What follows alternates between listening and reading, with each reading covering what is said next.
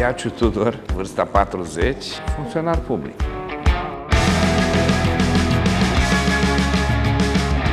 În comparație cu sora mea care lucrează în top management într-o firmă de top și care cred că are mult mai multe atribuții și desfășoară mult mai multe activități decât mine. Eu iau 100 de milioane în mână și ea nu ia atât, ia de lei.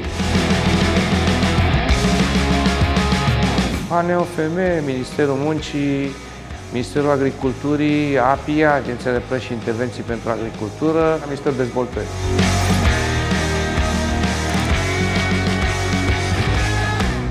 Că plecam cu 20.000 acasă, n-aveam ce face, dar la familionul, la prieteni, la asta mă refer la anul 2006, când am intrat eu în Ministerul Agriculturii, 2005-2006. Cumva dacă nu-l luai, ăla considera că ai ceva cu el. Era ceva normal, adică, ce bă, nene, un miel? Stai, doamne, nu vreau. Șeful, ai ceva cu mine? Nu, zi, te rog, vrei să vin control, te rog, zi-mi. Dom'le, n-am nimic, nu vreau miel. Nu, e clar, vrea să ne fac. Dar ce am făcut, vă rog? Realitate.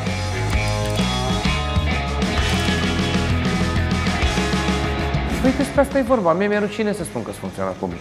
Toată lumea mă vede vreun corupt, un vagabond, stă, doarme pe el, nu face nimic, nu? Stă toată ziua pe Facebook, pe banii mei.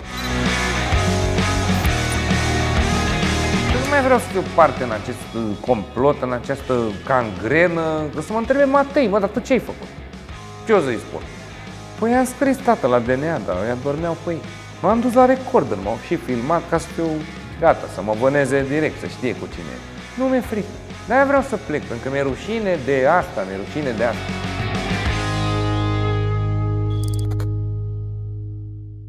Acum, punctual, lucrez în Direcția Generală Dezvoltarea Capacității Administrative.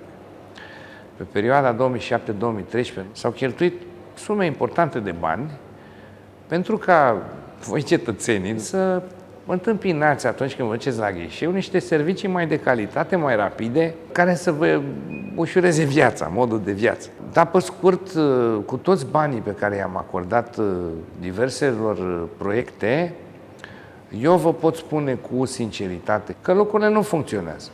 Adică cheltuim bani respectiv vreo 13 milioane de euro pe sisteme informatice la Casa de Pensii, pe sisteme informatice la Ministerul Educației, care nu funcționează în mod efectiv. Noi primim în continuu recomandări atât de la Comisie, cât și de la structura care gestionează autoritatea de audit din cadrul Curții de Conturi, care ne tot spun, mă, oameni buni, măi, hai, faceți cumva controale la cele proiecte pe care le-am finanțat din bani europeni și care au implicat investiții în domeniul IT, că nu ne interesează pe noi, decât să știm că funcționează sau nu. Dacă nu funcționează, hai să le reparăm, că s-au dat niște bani. N-au fost în stare nici până ziua de azi să facă acest control. Și ce credeți că o să zică ăia așa? După câte, bun, hai, mai vine Viorica, hai că ne prietenim, hai, nu te mai umbli la justiție, dar bine, ok. O să mai tacă puțin în gură și pe ce să zică? Bă, da, v-am dat totul niște sute de milioane. Și ăia țipă din țară de la voi de acolo pe site-uri și țipă ăia de la recorder, nu? Cu iscuri și cu mădălii și cu așa și voi pe bune? Ce credeți că o să zică la un moment dat?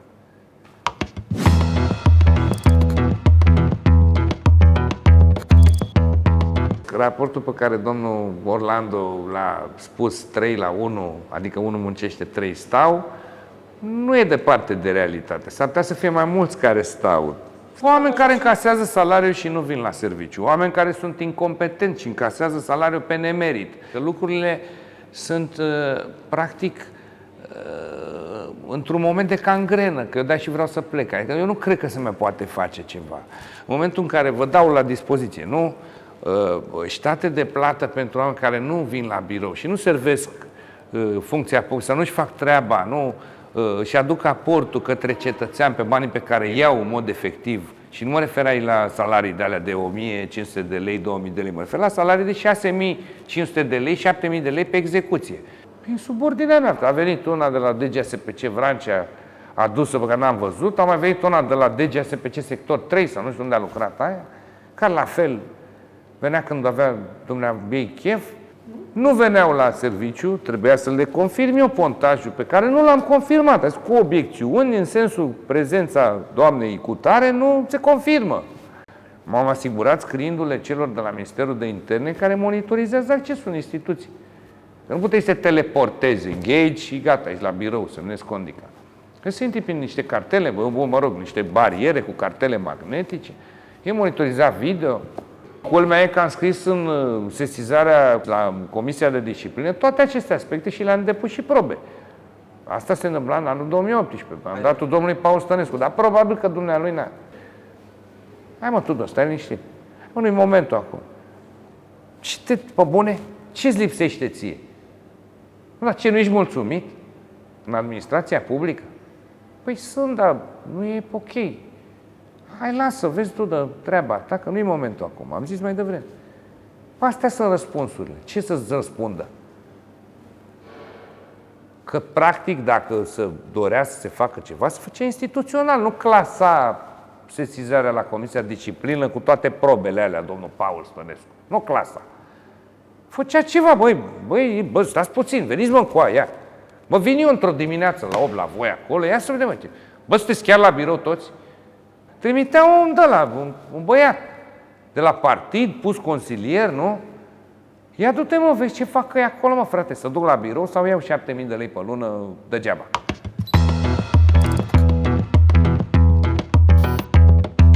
La structura unde am fost în cadrul Ministerului Culturii, funcționau 2 salariați. Deci, domnilor, ca să ne înțelegem, Ministerul Culturii se judecă într-o 1000 de dosare pe niște sume destul de mari. La compartimentul juridic sunt 2 doamne care duc aceste 1000 de dosare, care duc tot ce înseamnă acte administrative și avizul de legalitate minister. Am la cabinetul demnitarului 3 doamne directori de cabinet. Am la direcția de marketing și publicitate, sau cum se chema, informare publică, 15 persoane și am la direcția juridică 2 persoane. De ce? E un clan, e ca un clan. Dacă nu cunoști pe nimeni, să te recomande cineva sau cumva să-ți găsești portița, păi știi ce-i frapant? Ca să câștigi încrederea cuiva, nu mai ești prezentat sau... Nu e cazul meu, dar am văzut cazurile astea. Nu ești prezentat ca fiind un om capabil, să vă duce capul. Bă, a făcut asta și a realizat asta. Bă, e prieten cu cutare și a făcut combinația aia cu cutare. Adică sistemul de clan a fost la fapt împreună, funcționează. Acum e knockout.